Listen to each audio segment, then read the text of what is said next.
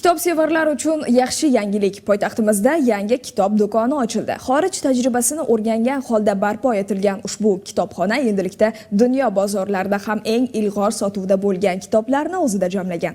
Ochilish marosimi jarayoni navbatdagi lavhamizdan o'rin olgan.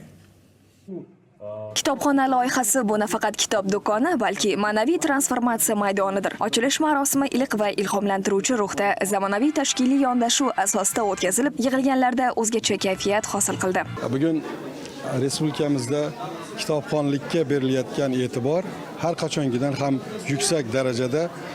Mana bu o'sha kitobxonlikni rivojlantirishga davlat siyosati darajasida e'tibor qaratilayotganligi albatta quvonarli hol. Bino Angliya tajribasi asosida 2 qavatli yengil konstruksiyadan barpo etilgan bo'lib, har bir detal kitobxon uchun maxsus psixologik nuqtai nazardan kelib chiqib ishlab chiqilgan.